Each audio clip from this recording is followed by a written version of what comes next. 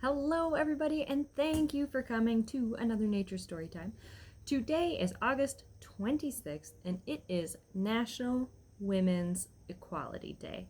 And I have a perfect story for you today about one of the first ever paid professional female scientists, dating all the way back to the 1700s.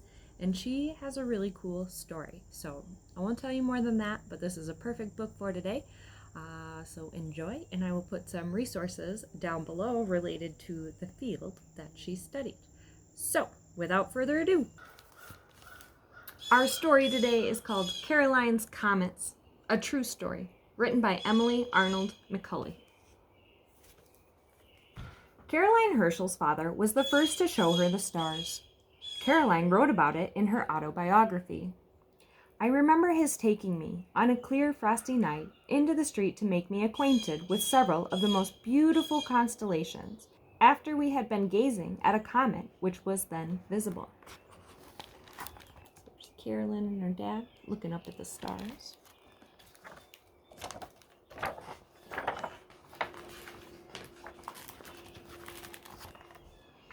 Caroline was born in 1750 in Hanover. Though the people in Hanover spoke German, the region was then ruled by the King of England. Caroline's father and brothers were all royal musicians. But her mother thought girls should be taught more practical skills, so Caroline learned to knit. From that day forward, I was fully employed in providing my brothers with stockings. She was also the family's scullery maid. Caroline caught typhus when she was 10, and when she recovered, she got smallpox. The first stunted her growth, and the second scarred her face. Her father worried that no man would marry her. How would she live without a husband to support her? Times were a little different back then. Of all her siblings, Caroline loved William the most. The 7 Years' War was raging, and William would be called to fight. To avoid it, he left for England to make a living conducting a chorus and giving piano lessons. Caroline longed for him. In short, there was no one who cared much about me, she wrote. By the time Caroline was 22 years old, it seemed nothing would ever happen. Out of the blue, William invited her to England, where he had become a successful musician. He would teach Caroline to sing so she could perform with his chorus and earn her own living. After William paid for a maid to replace Caroline, her family grudgingly let her go. William came to fetch her. Before she left, she knitted enough stockings to last her family for 2 years. The journey by coach, ferry, and packet boat took 12 days. In Bath, Caroline settled into her new life, struggling with the English language and customs. William coached her, and before long, Caroline became a popular soprano and, for the first time, earned her own money. As William also needed a housekeeper, she became that too. By way of relaxation, we talked of astronomy and the bright constellations with which I had made an acquaintance during the fine nights we spent on the post wagon traveling through Holland. William wondered what lay beyond the Earth's solar system. Were there other solar systems? How did stars form? How far away were they? Was there life on other planets? On stars? On the moon? To find the answers, William read about how to build a telescope. He wanted to build a better telescope than any that had ever existed. He couldn't do it unless Caroline helped. Of course she would. Caroline became an assistant inventor. Every room in their house was a workshop. Even the piano was buried under globes, orreries, tools, maps, books, lenses, and a huge machine for grinding glass. Building a telescope made housekeeping difficult, but Caroline was fascinated. William first tried to make his telescope with glass lens, but it was impossible to make a lens that would be large enough to obtain clear images of the sky. So he made his telescope with a mirror instead of a lens. At the time, mirrors were made out of metal. William built a furnace to melt tin and brass for the mirror, and then fired the mirror in a mold. The mold had to be made of dried horse manure. Caroline's job was to pound and sift the manure by hand. It was an endless piece of work that served me for many an hour's exercise. After the mirror was fired, it had to be polished with pitch to make it concave. William couldn't pause even for a minute, or the mirror would mist over and be ruined. While William doggedly polished, sometimes for 16 hours straight, Caroline took care of William's needs. I was constantly obliged to feed him by putting victuals by bits into his mouth. She read to him, too. Their first telescope was 5 feet long, with a 6-inch mirror that magnified 6,000 times. William would look through the telescope and call out his observations, and Caroline wrote them down. They discovered that the great blurry disk of light called the Milky Way was made of millions of stars. Theirs was the best telescope in the world. They used it as often as possible, no matter the weather. In the winter, Caroline's ink froze. On March 13th, 1781, William saw something new. It might be a planet. But no new planet had been discovered for thousands of years. It was a planet. Word of the planet Uranus circulated around the world and made William famous. It started a rage for astronomy, too. It'd be pretty cool to discover a new planet. An excited King George III and his family visited the Herschels and ordered 4 telescopes from William.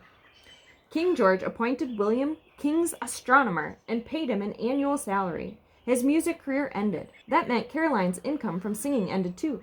Caroline was glad for William, but worried for herself. She had been so proud of the money she earned.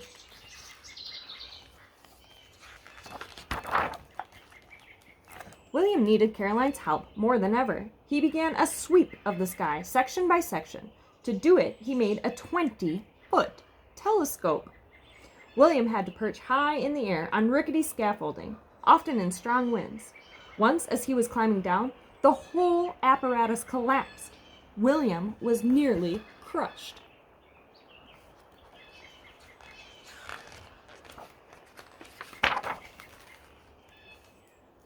Another time, Caroline ran in the snow, slipped, and fell. At each end of the machine, or trough, was an iron hook, such as the butchers used for hanging their joints upon, and having to run in the dark on the ground covered a foot deep with melting snow, I fell on one of these hooks, which entered my right leg above my knee. My brother's call, "Make haste!" I could only answer a pitiful cry, "I am hooked!" Caroline pulled the hook out of her leg herself. She continued to work on their star catalog while her wound healed.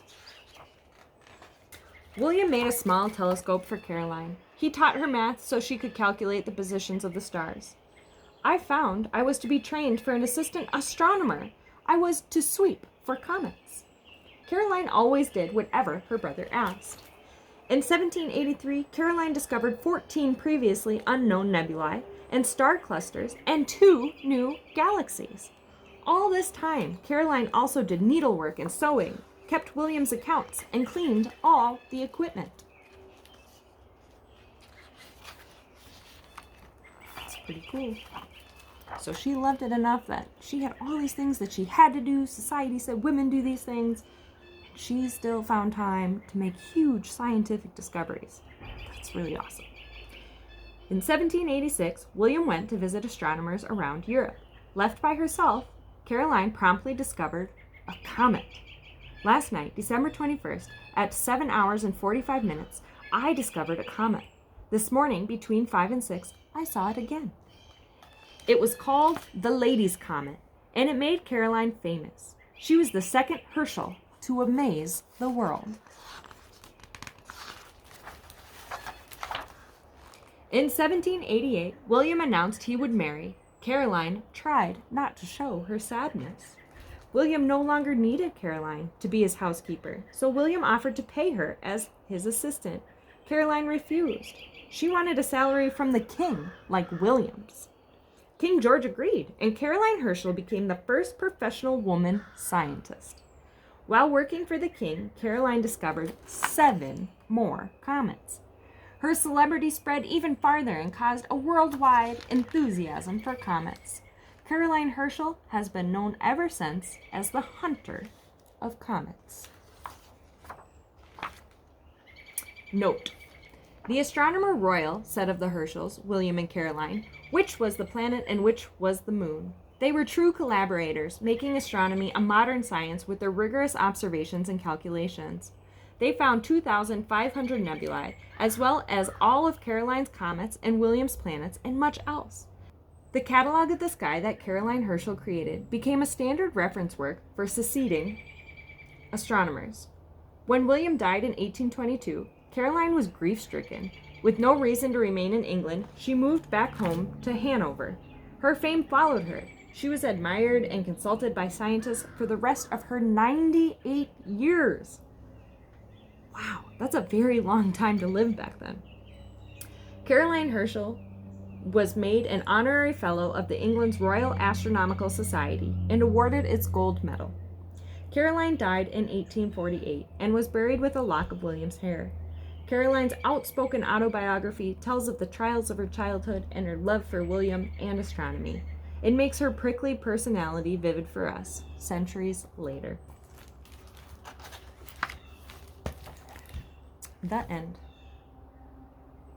Pretty cool. Caroline Herschel, first professional woman scientist paid on King George III's staff. Very cool story. I hope it inspires you to follow your dreams, follow your passions, even if you have to work really, really hard for it and you have to do other things to support to do what you love. It's possible, as she showed us hundreds of years ago, which is really cool.